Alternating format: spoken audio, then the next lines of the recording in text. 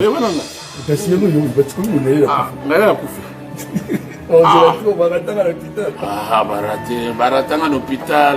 à l'hôpital déjà. Posez la trop.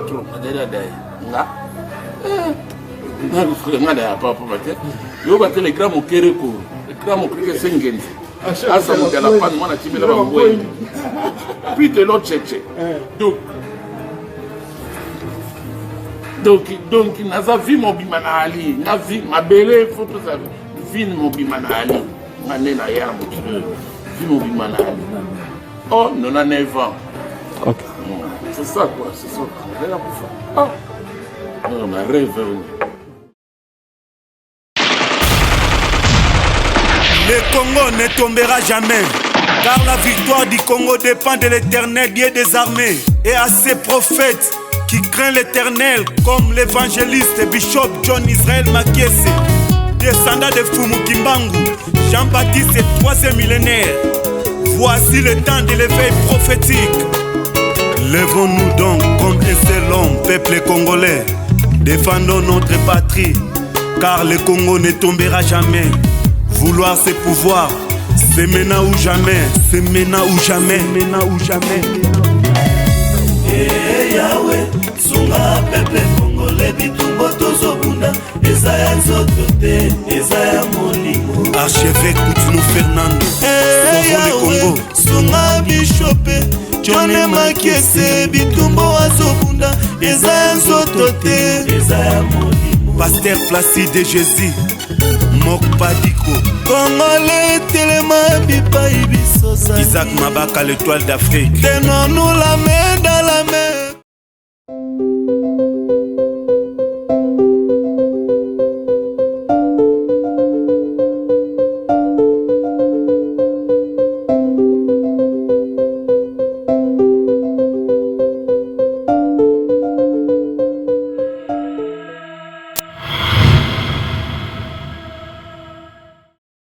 Ok.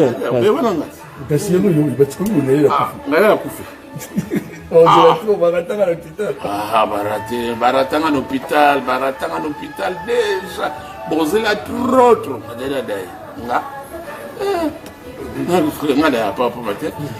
Les grammes au Kéréko, les grammes au Kéréko, c'est une puis de l'autre tchétché. Donc, naza vie mon bimanali, na vie ma belle photo ça vie mon bimanali, mané na ya vie mon bimanali. Oh, 99 ans. Ok. C'est ça quoi, c'est ça. Oh, on a rêvé. Mutu ebe mbobo zana ngwana bokundi kututi. Bolela na mwana no Filippo akufia bola na nuye. Sobo kundi wana simane botale le batu mususu menga oye bemena Philippe elia na très respecté na respecter batu trop wana oya kufia mkolo akufi ya plus ça mundele akufi et puis ça mobali ya Kolomboko do matanga na ina ne panzani te bino bo changa le sula kufa non jamais bino bo loba bino mtu tininga na kufa boye ça bango pour même ça ngam quand même.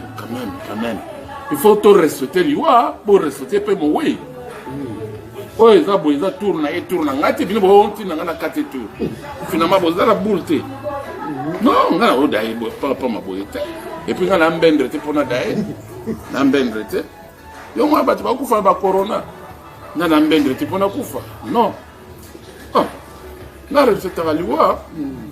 Monta kufi Philippe. Bo bino bozo tsa ngana kufa. Po rena yeba kenga na kati Philippe tour.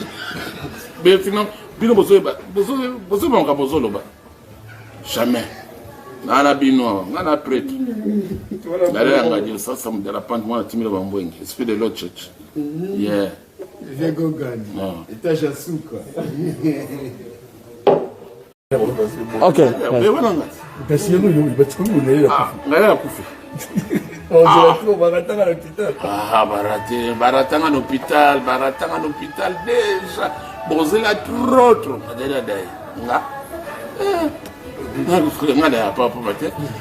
Les grammes au Kéréko, les grammes au Kéréko, c'est une asa moto ya lapane mwana timela bambwengi puis de l'autre tchétché donc naza vi mobima na ali nga vi mabele faut tout ça vi mobima na ali nga ne na ya mokilo vi mobima na ali oh 99 ans. Ok. C'est ça quoi, c'est ça. Ah, ma rêve. Mutu ebe mbobo zana ngwana bokundi kututi. Bolela na mwana oyo Filippo akufia bola na nanu ye. So bokundi ye wana simane botale le batu mususu. Mais nga ko ebe mena Filippo elia. Na ka très respecté. Na respecter batu trop. Wana oyo akufia mkolo. Mukolo akufi ya plus aza mundele akufi et puis aza mobali ya kolomboko do matanga na ina ne panzani te bino bo changa lisula kufa non jamais bino bo loba bino mutu tininga na kufa boyebsa bango po même ça ngam quand même il faut tout respecter liwa pour respecter pe mo oui oyo eza boye eza tour na ye tour na ngai te bino boontina ngai na kati tour finalement bozala boule te non ngai na odaye papa maboye te epuis ngai na mbendre te mpona daye na mbendre te yo mwa bato bakufa ba corona ngai na mbendre te mpona kufa non na respectaka liwa moto akufi Filippo bino bozotia sungu ngai na kufa mpo re nayebaki ngai na kati Filippo tour mais finalement bino bozobanga bozoloba jamais nana bino ngana prêtre naleyanga dio sasa mudala pante mwana timila bambwengi esprit de l'autre church yeah Vegogani etage ya suka Ok. kasi yelo yo batikomi unaela ngala kufi baratanga na hôpital déjà bozela trop adela dai nga nga da papa bate yo bate le grand mokere ko le grand mokere sengenzi asa mudala pan mwana timela bambwengi puis de l'autre tchétché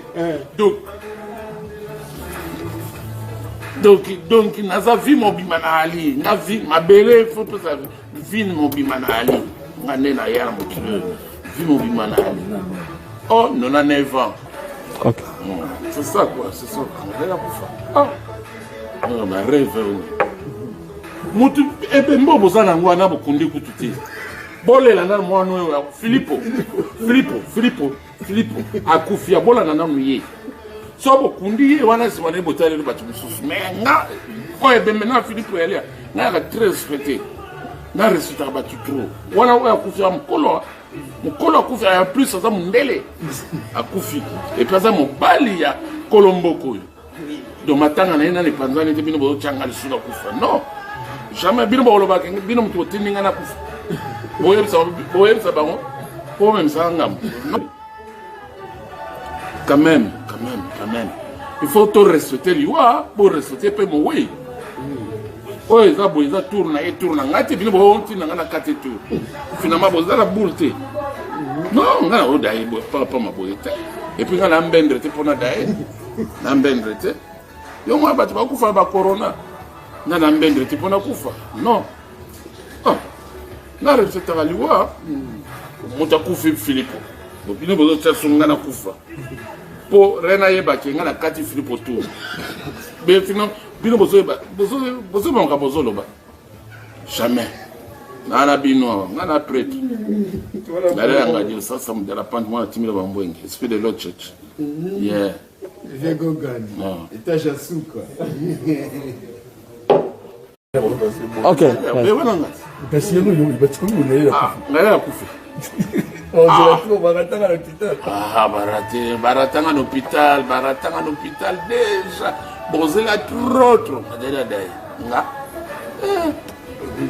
nga da papa bate yo bate le grand mokere ko le grand mokere sengenzi asa mudala pan mwana timela bambwengi puis de l'autre tchétché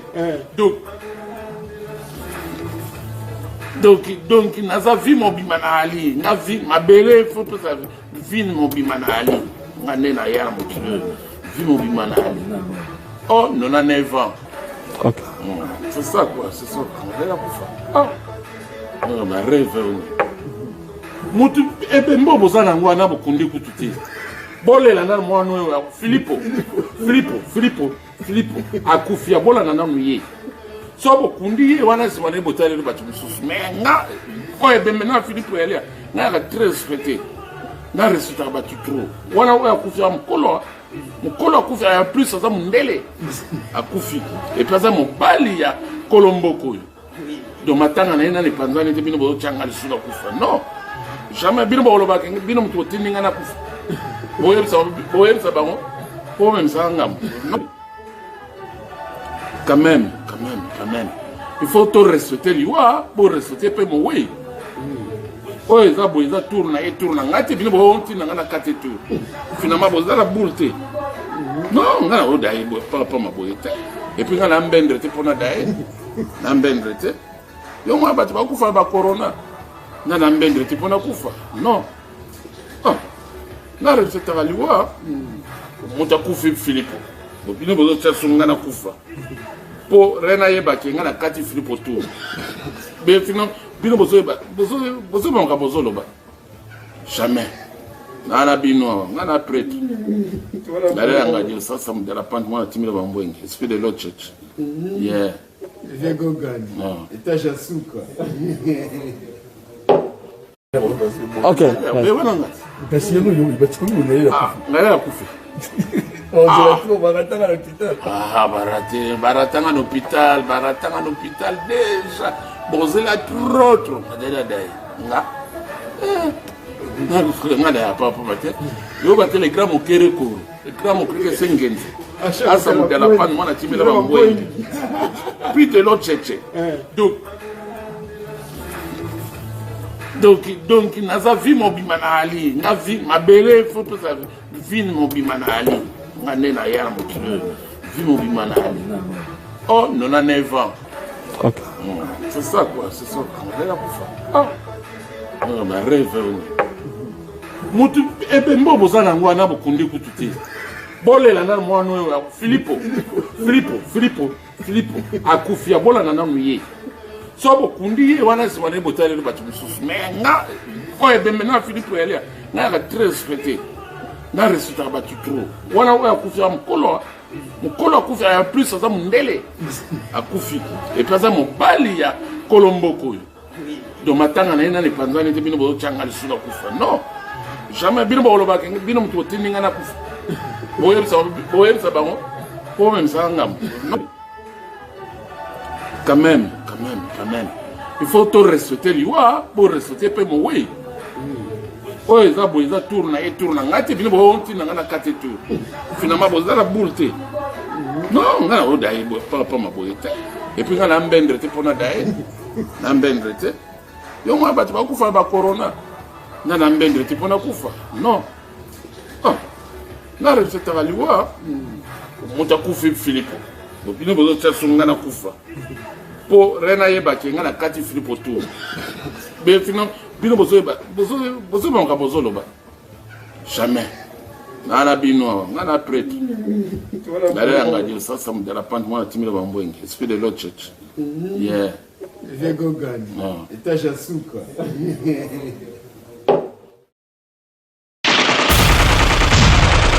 Le Congo ne tombera jamais, car la victoire du Congo dépend de l'Éternel, Dieu des armées, et à ses prophètes qui craignent l'Éternel, comme l'évangéliste et bishop John Israël Makiese, descendant de Fumu Kimbangu, Jean-Baptiste et 3e millénaire. Voici le temps de l'éveil prophétique. Lèvons-nous donc comme un seul homme, peuple congolais, défendons notre patrie, car le Congo ne tombera jamais. Vouloir ses pouvoirs, c'est maintenant ou jamais, c'est maintenant ou jamais, maintenant ou jamais.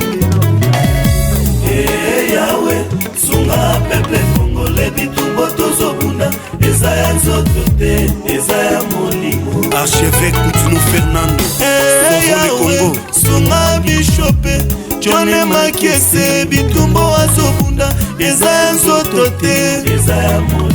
Pasteur Placide Jésus, Mokpadiko, Congolais telema bipai bisosa Isaac Mabaka l'étoile d'Afrique. Tenons-nous la main dans